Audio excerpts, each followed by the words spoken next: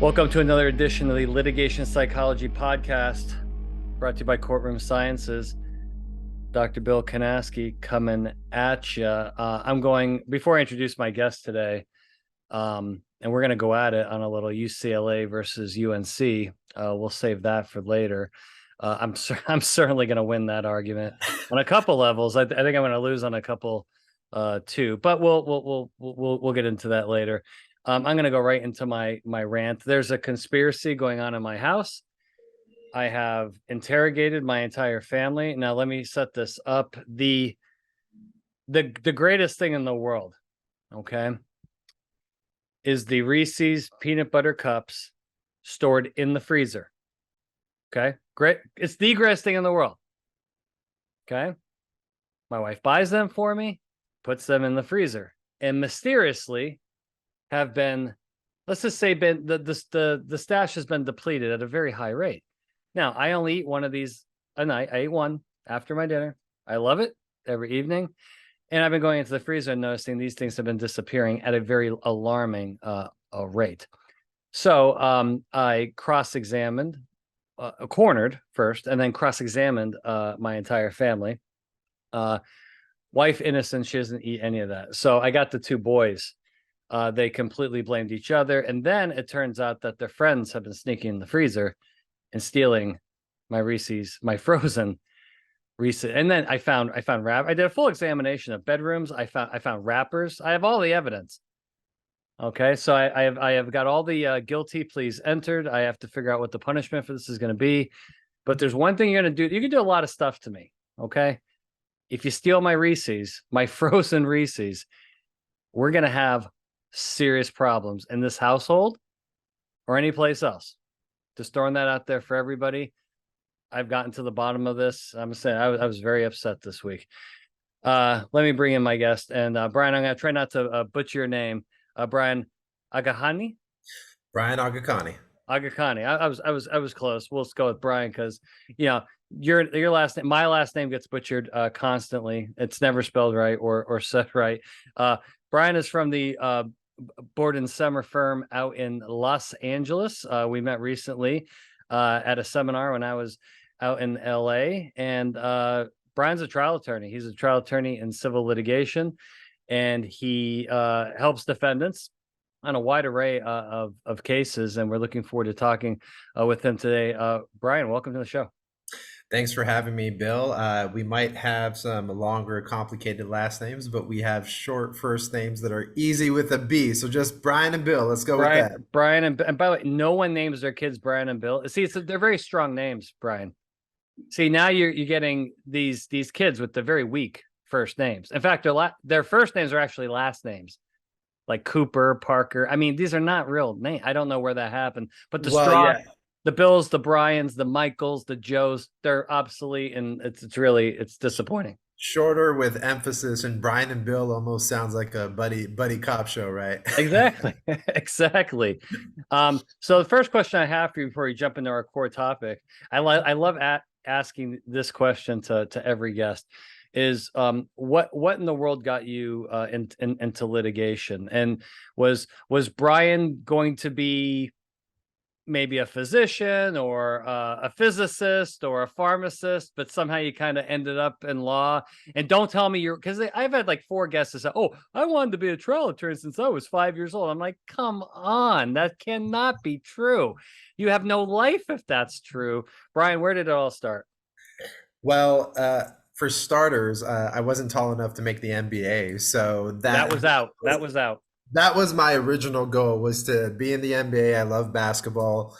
And then when that didn't come to fruition, then my life of being a rock star, that didn't work out as well. So you were 0 for 2 at this point. Oh for 2 on those dreams that you had as a kid. You know, I want to be a firefighter, Yeah. or I want to be a musician or an NBA or sports star. That didn't work. Although interestingly enough, I was going to go play soccer in Europe when I was 14. So I wow. did have enough skills to go transfer, but my parents didn't let me go when I wasn't 18. So I didn't have the decision-making power. Well, it's the European soccer fans, Brian. It's too dangerous. Have you seen these hooligans? And it's not safe. Right. I mean, there are actually folks who are hooligans who are banned from stadiums and cannot travel to these stadiums because they just do wild shit. Yeah, we don't need that. We don't we don't need that. So now you're 0 for 3 at this point. You're thinking, okay, I've got to come up with some different goals in life. So how did you get from point A to point B? So when we go off the dream careers to the more, not saying that what I do isn't a dream, but going on to the more traditional path, I just honed in on certain skills that I have, right? So I always like to say there's a triangle of skills that any good attorney needs to have. It's communication, judgment, and writing. If you have those three skills, then you can probably be a good litigator. So I used those skills to hone in on the fact that, hey, maybe I can do this attorney thing. And it really came with my passion. And again, I love entertainment, sports. I love movies. Just, the romanticism of seeing somebody in the courtroom. You see them, Time to Kill, or Matthew McConaughey doing his thing is all right, all right. As a trial attorney, seeing those type of things and seeing the presence of being able to tell a story in the courtroom is Huge. what really got me. Because Bill, I'll tell you this, when lay folks ask me what is trial, this is my definition of trial. It's two sides telling a story and 12 neutrals deciding whose story they believe. I agree. That's all. That's all trial. it is. We make it far more complicated than it actually is. And I would argue very strongly that the side that has the most understandable and simplistic story, has a huge advantage. But unfortunately, or fortunately, depending on how you look at it, the number of trials has really decreased. And so many of these battles, right? The battles are really in discovery, and that's what we're going to talk about today. We've had several guests on, and Dr. Wood and I and Eva Hernandez have talked a lot about witness performance at deposition because it's so critical. The results of the deposition performance, particularly for the defense, the corporate rep, 30B6, the key fact witnesses, people in key spots, that can have a huge economic impact on the case. What we haven't really focused on is really the attorney side of this, because I think that there's this misconception. And I know every state's different with their laws as far as particularly defending a deposition, how much a defense attorney can do. But I think there's this misconception that during a deposition of a key defendant, right, or a corporate rep, that the defense attorney is just kind of sitting there, right? You throw out a couple form objections, right? You say, I need a break, I need to hit the head. And there's not a whole lot going on and not a whole lot of work being done by defense counsel. I think you're going to disagree with that. Strongly, Bill. Yeah. And for starters, I'll just take a step back and say, if trial is a story, the heart of that story are depositions. Mm-hmm. Cases are won and lost at deposition. I agree. In particular, for defending depositions, if you're going about it correctly, most of the work is done in preparation. Yeah. Most of the work is done before the deposition. I mean, you're well aware as a jury consultant, I'm sure you've spent many, many hours and many, many sessions with corporate reps and fact witnesses, especially on those higher exposure cases, right? And if you go about defending the deposition with appropriate preparation, much of your work is already done. Your work actually in defending the deposition is to remind your witness of the strategy and to stay on track. So for example, I am more aggressive than the average defense attorney defending a deposition. A lot of attorneys might make 1 or 2 objections in, let's say, a 2-hour deposition. Not me, because I'm over-inclusive, right? In California, if you don't make objections as to form, they're waived at trial. Wow. So you need to make those objections as to form, and you just say the objection and give a hint. For example, if I say calls for speculation, I'm giving a hint to my client or witness that if you don't know the answer, probably best to say, I don't know. Or if the objection is overbroad, I'm giving a hint to my witness or client. The other attorney is generalizing. Not every situation is the same. which then goes to your it depends Yeah. type answers, right? And for example, defending against reptile. And then another good one is incomplete hypothetical, which is Yeah. essentially telling the witness they are giving you a set of facts that are not necessarily true, that are linked for it with a negative outcome, right? These are hints, these are ways to be active to make sure you keep your witness on the right track. Yeah, and another one in there that I generally hear from folks like you in California is the calls for an expert opinion. That's another kind of type of question they get that they really shouldn't be answering, because they don't have the proper training, or they don't have the skill set to answer those questions, and oftentimes the cross examiners trying to bait them to get them to give an official opinion on that, when they really shouldn't. So when you work with witnesses, and I do a ton of work with witnesses, as you know, how do you deal with your witnesses that, and a lot of them, I'm talking about, they really want to have all the answers. I mean, they want to have all the answers. And a lot of these objections, really the proper response is, yeah, I can't answer that question, or that's outside the scope of my practice, or like, you really don't answer it because it's not a fair question. But you get some of these witnesses that, they're emotional, they want to win, and other ones, they kind of feel stupid or dumb if they don't provide an answer to one of these unfair questions. How do you deal with that type of witnesses? Because I see a lot of that. Let's unpack that a Yeah. bit, Bill. So there are several layers to your question. One being, how does a witness not look stupid, right? Or Yeah. feel like they're not giving an answer when I don't know, or Yeah. I cannot speculate, or I don't have enough information to answer your question, however you want to phrase it, when that answer is probably the best, Yeah. right? And I think it's less of an issue with a fact or percipient witness, Mhm. because, for example, if you're asking someone who isn't in the safety department a safety question, the truthful and honest answer is, it's not within my job duties. I Yeah. don't know. That is actually the appropriate answer, and you get out of that deposition without any negative testimony. More of the issue of looking stupid or feeling that you're sounding stupid is with the corporate reps, right? That's tough, because they have it's a different ball game, right? Different set of pressures, and usually much longer depositions, right? Well, because they're supposed to be the person Yeah. most knowledgeable or the person most qualified. So how are you knowledgeable or qualified if you say I don't know, right? So it's really, and yes, and those depositions, well, in California anyways, which generally has a 7 hour limit, that doesn't Yeah. apply to persons most qualified or knowledgeable. It's about having a conversation with your witness, and essentially reminding them that, hey, and I usually end a lot of my prep calls with, just remember, a deposition is saying what you know. And if you don't know something, I don't know is appropriate. But let me at least give a really good example, Bill, Sure. of how this plays out. So usually there are categories of persons most qualified, or corporate reps that are given 10 categories, 20 categories, however many.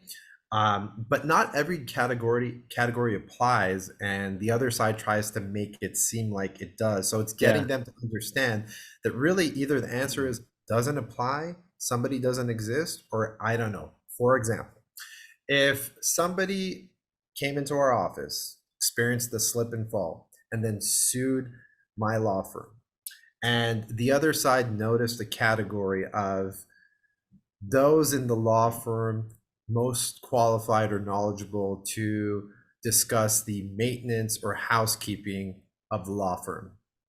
You know what the answer to that is? Nobody. Yeah. There's no attorney, paralegal, accountant, staff person who would be the person most qualified. It'd probably be someone in the building or works for the building, but not somebody who works for our firm.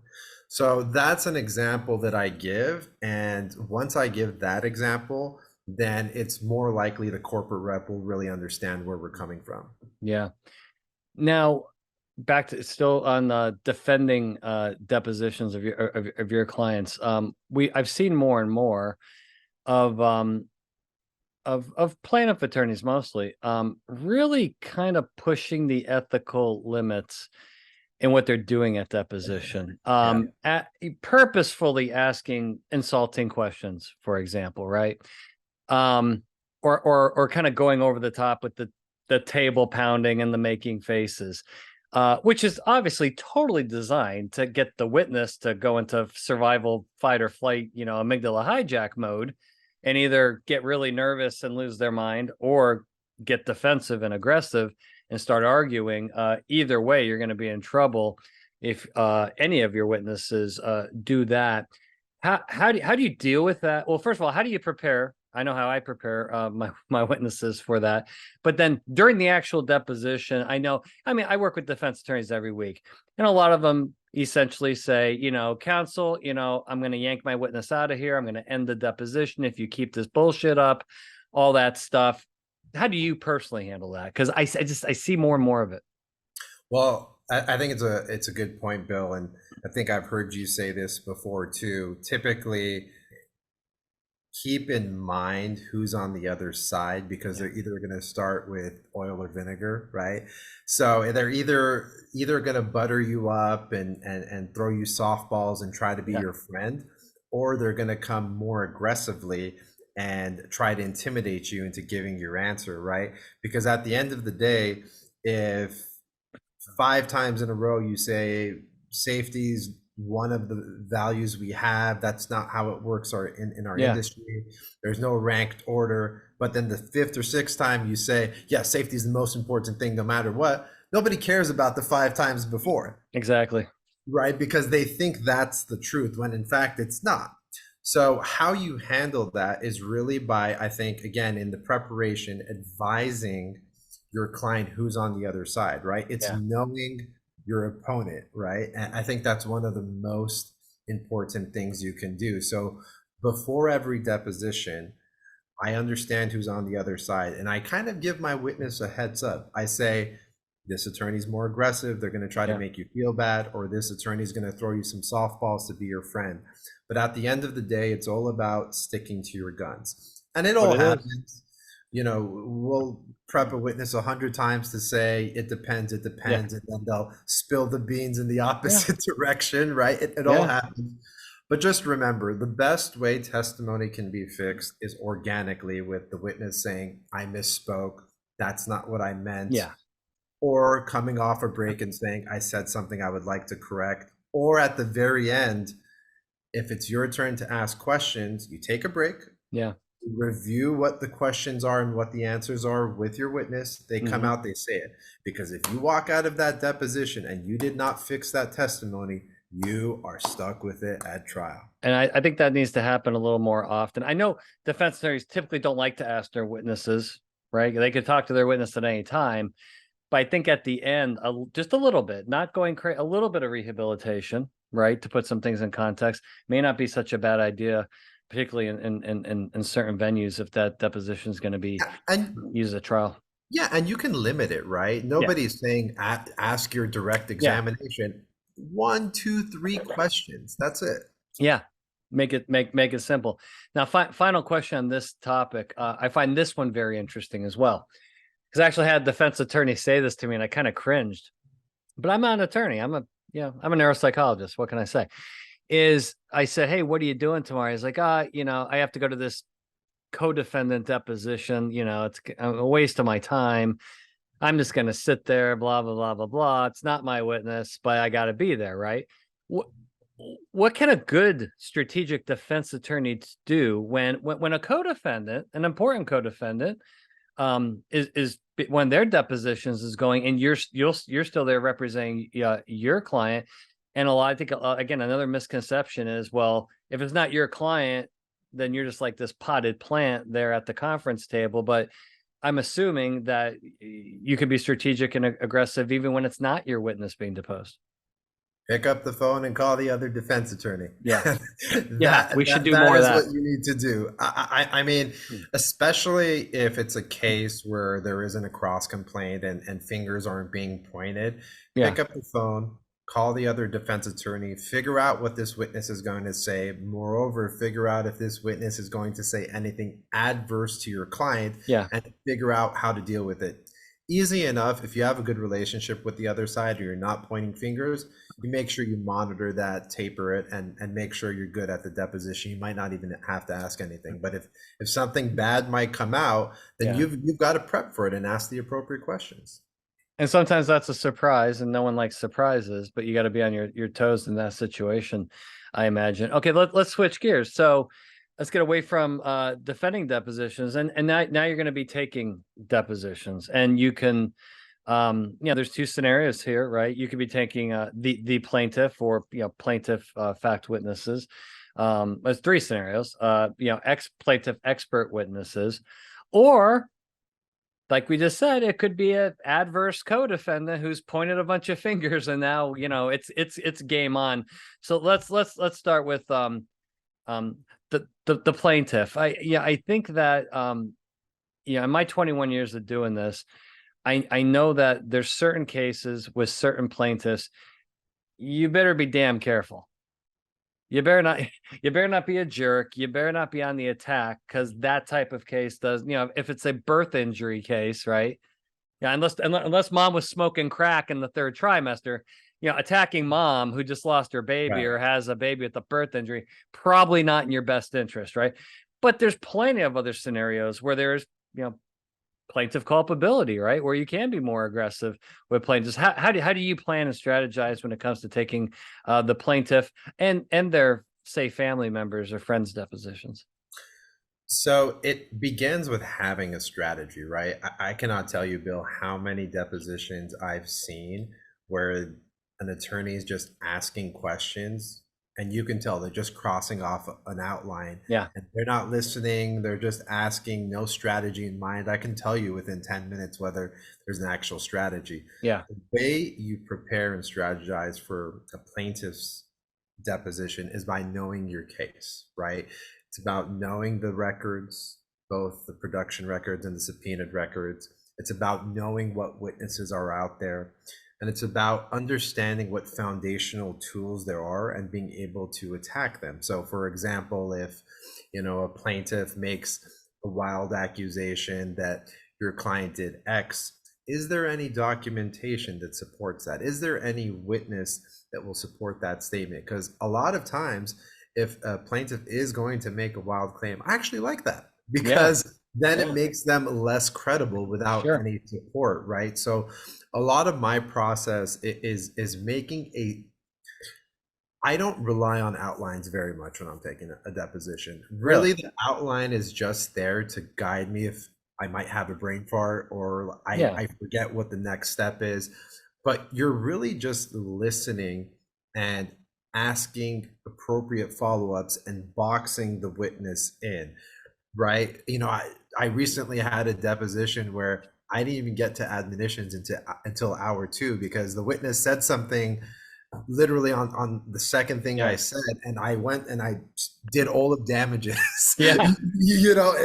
Well, you go where the testimony takes you. So it's about having an appropriate outline, knowing the discovery responses, knowing the subpoenaed records, and using them appropriately, right? So if there's an opportunity to get a wishy-washy answer or an I don't know into a favorable admission, maybe show a record. But for example, if the plaintiff says, yeah, I landed on my back, but the medical record in the ER denies that the plaintiff landed on her back, just leave it. Leave it. Don't allow the plaintiff to explain themselves. And there you go. You've got your impeachment evidence. So preparation, outlines, knowing the discovery, that's what you need to do. Now, how about you got some good experts out there, and I think there's two types of experts, and I think you probably prepared different for each. I think you have some experts who are the smart ones, who kind of purposefully try to split their time between plaintiff and defense work, right? They're balanced, and because they want to be perceived as, hey, I don't have a dog in this fight. But then you got the ones that do exclusively, plaintiff work, right? And that's always something that comes out. What's your strategy in preparation when deposing plaintiffs' experts? Experts are completely different from Different plaintiff. ball game. Yep. So for a plaintiff deposition, and we're pretty thorough and complete in our examinations. I mean, I'm usually 6 hours plus when I'm taking a plaintiff deposition. Some of the best expert depositions I've ever seen taken are an hour. It really is about, so a lot of experts are medical experts, for example, on the plaintiff side. You're not going to outsmart a 20-year neurosurgeon. That's not what you're supposed to do, right? Yeah. But what you're supposed to do with an expert is to box them into their opinions, attack their foundation, find out that they're not appropriately licensed in certain areas that they say they are, right? These are, or they have licenses that are applicable to other countries, but not the states. I've had that in cases. That's nice. Right, exactly, right. So then you can file a motion to eliminate. This isn't a correct engineer in this particular practice area or discipline. So with plaintiffs' experts, you really need to have a strategy, and the strategy of, for example, if causation is the main issue with this plaintiff, you box them in to an opinion where they will say something along the lines of, I didn't evaluate this patient to determine causation. However, I just treated them with surgery. And if in their testimony they never say, which a lot of times with eggshell plaintiffs, they will, that the injury was worsened. Let's say they had pre-existing degenerative disc disease. It was worsened by the fall. A lot of times when the plaintiff is, 50 plus, sometimes even 40 plus, they have some sort of pre-existing. Sure. So if they don't mention that the pre-existing condition was worsened by the fall, quickly conclude your deposition. Ask, do you have any other opinions to give at the time of trial? No, end your deposition. In California, we have something called Kennemer. If you don't get an opinion out at the time of deposition, you're SOL at trial, right? So that's the difference. The difference is getting to your point of reference or your strategy and then ending the deposition when you got what you need. Get it, get out. Sounds like a plan. Now, when you're preparing for the plaintiff expert that has worked on 200 cases and 199 of them have been for the plaintiff, what do you think is the best way to expose that, to get that on? Those are fair questions. How much they're being paid, how much they've made, all that stuff. It gets everybody very uncomfortable without coming across like a total dick yourself, right? I mean, because I see the ability there to kind of get snarky, right? To point this stuff out. What's your approach to stay professional, but to also gain that information that they're not going to like, right? And still maintain your own credibility as the attorney. Right. So the bias questions, right? It's about exposing the percentages, plaintiff versus defense, last time you ever testified the defense, all those questions, just asking them in a factual format. You don't need to, tease the expert. You don't need to, go off on a tangent. But what I think is important is asking them their awareness with respect to other experts in their field. Some of the best testimony I've gotten is, for example, the ratio is 95-5 plaintiff. One of the best bullet point questions or answers I've gotten for trial was this, based upon a question. Are you aware of any other expert who's ever testified more for the plaintiff than you? Answer, no. That's gold. That is gold at trial, right? So then you just move on. Again, it's about getting that gold testimony and moving on, because at that point, you might say something that might make that testimony a little diluted. So move on once you get what you get. And you can also talk about, how much they're being paid and stuff like that. And your experts are going to get the same questions. And so, I think there's right ways to handle that. Final question here regarding depositions, then we'll move into more fun stuff. And this is kind of a surprise question I just came up with. I think it's I think it's an important question. And again, I like to talk about things no one else really likes to talk about. It's actually two separate issues. Number one, do you change your strategy? I'm trying to say this the right way. If you're going to depose a plaintiff or somebody important to play aside, and it's a woman, or it's a woman of a different race, right? And if it's guy versus guy, right? I mean, there's differences here. And I've heard defense attorneys say that they interact with different people differently, sometimes because of sex, because of race, and there's certain sensitivities. How do you approach that? Like, for example, if there was a female expert versus a male expert, is it just the same across the board, or is it difference? Because there's like, let's just fast forward to trial. The reason I'm bringing this up, there's an issue here. I get calls every week of clients going to trial, or a case I'm not working on. They say, hey, listen, during the cross-examination, it's a female plaintiff. Should I have my female colleague do the questioning? Will that look better? Because if I do it, do I look like I'm being like this misogynistic, big, mean jerk if I'm questioning the female? You see where I'm going with this? How do you approach it? Because I do think at trial that can be a big deal on certain types of cases, particularly in employment law, right? Where do you stand on this? Because I think it's a unique topic. It is unique, and it's difficult because I think really the heart of it is going to be during jury selection or jury deselection, right? It's understanding, those folks in the box, their biases, and deselecting those who you don't want. So if you think there's an issue of gender, so if you think there's an issue of race, you should deal with it at jury selection. Yeah. That's the time where it really matters, because if it's that big of an issue, should be taken care of early at trial.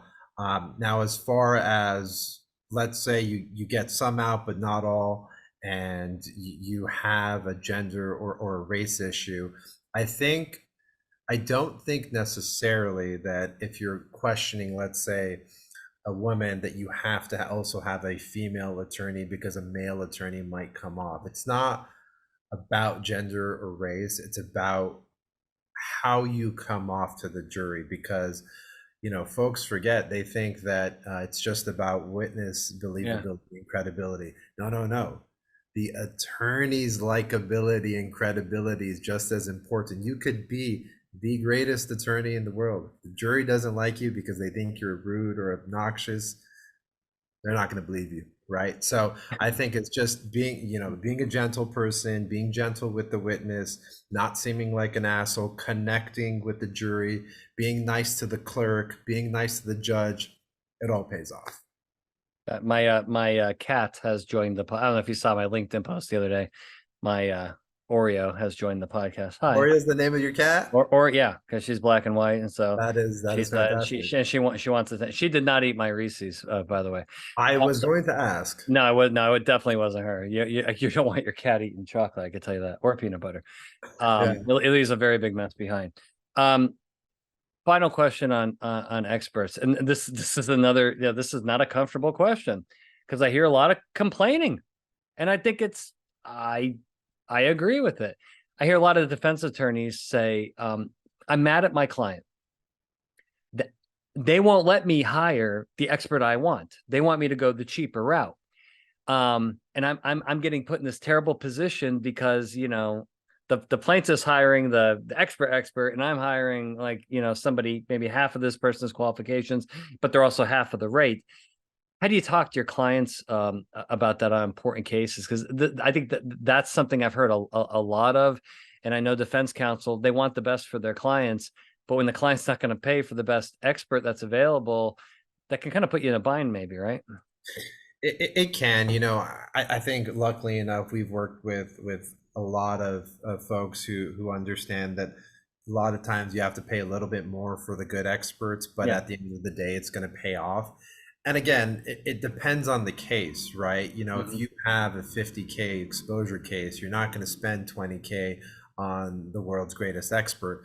But if it's a $10 million exposure case, $100 million Yeah. exposure case, you'll spend 50K on your expert, right? So it depends on the case, but you know this from the seminar, Bill, when we were talking, getting out early, that early knowledge, preparing with that mongoose method. If you can evaluate the case, what's pure exposure, what's reasonable settlement range earlier, it'll be easier to explain later why you need to pay X amount of dollars for an expert, right? Yep, absolutely. Absolutely. Okay, let's shift gears. So you went to UCLA for your undergrad. Yes. Okay. I'm gonna cross-examine you. Isn't it true that Bill Walton is the most annoying basketball announcer in college basketball history? Isn't that true? I disagree. Oh, come on. He goes on. Have you watched this guy? Now, I gotta say, he's really entertaining and he's such a sweetheart.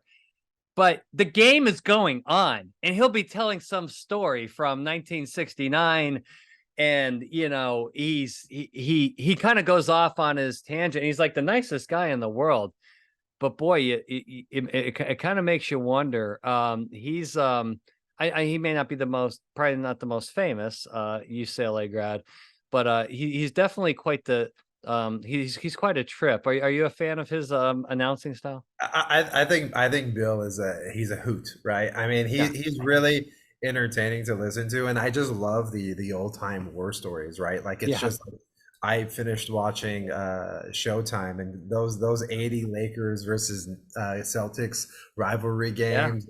Celtics turning up the heat. That stuff actually happened, right? So I just like Bill Walton from a storytelling aspect, and obviously he's a Bruin, so I appreciate him. Yeah, it's a great basketball program, and very similar to North Carolina, my Tar Heels.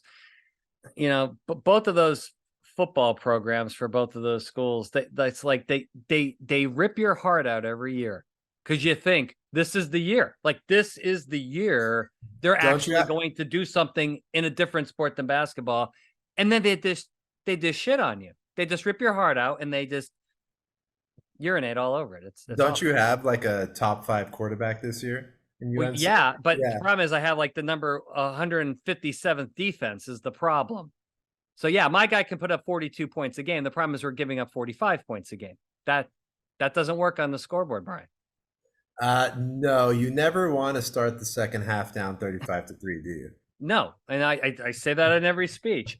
The problem is we go up. Yeah, Drake May is fantastic. And I think he's better than that kid at SC. Now, then listen, I got the Duke Carolina over thing here on the East Coast. Tell me, I'm really educate me because I'm not educated. I'm an East Coast guy.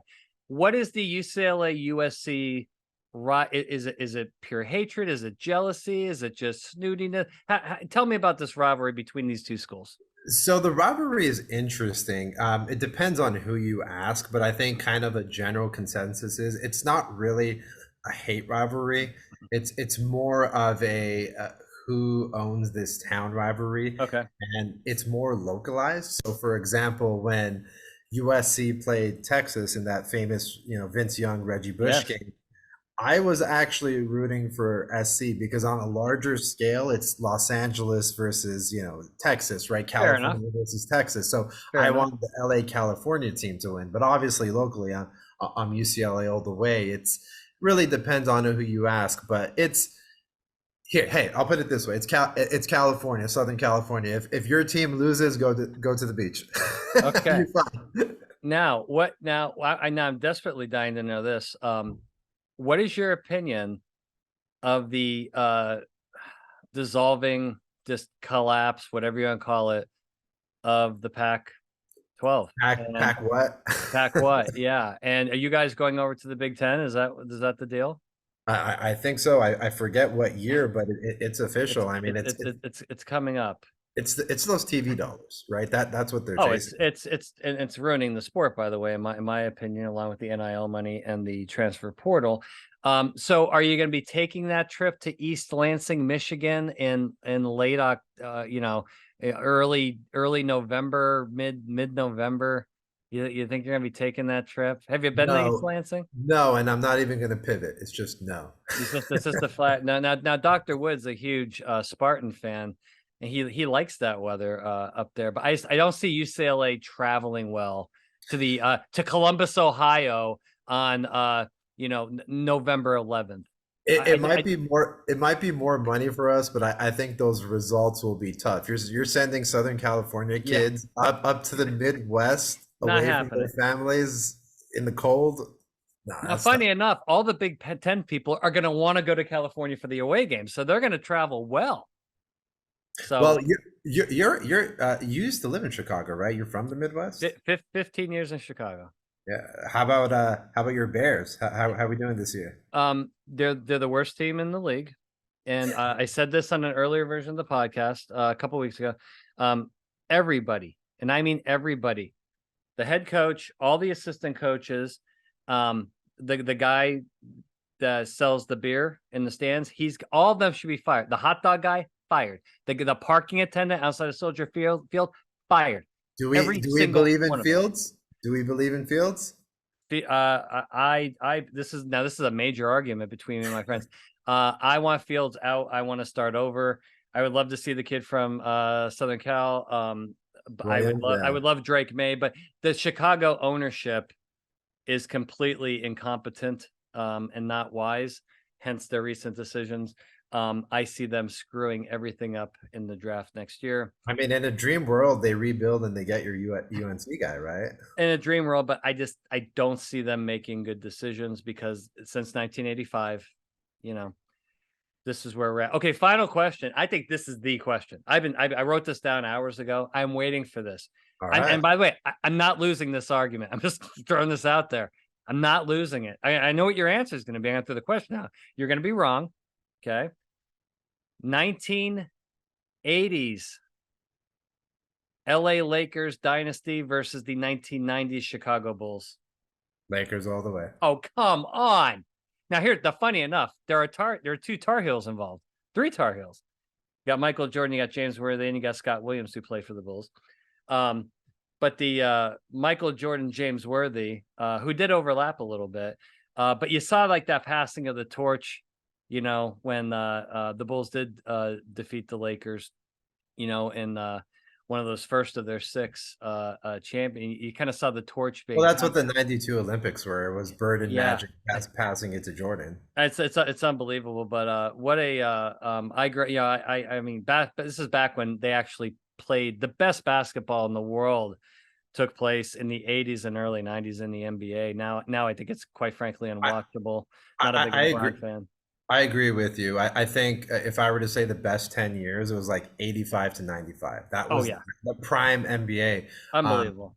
And I mean, hey, I even think the Kobe Shaq Lakers would beat the Jordan Bulls. Okay, now I don't know what type of hallucinogenic things you're consuming out there in California. Who guard Shaq? But no, who you starting? You're starting to sound like Bill Walton, is what you're starting to sound like, Brian. Mic drop. All right, we're gonna stop there. Brian, thank you so much for being on the podcast, and I'll see you out in LA soon. To our listeners, thank you so much for participating. Litigation Psychology Podcast. I'm Dr. Bill Kanaski. We'll see you next time.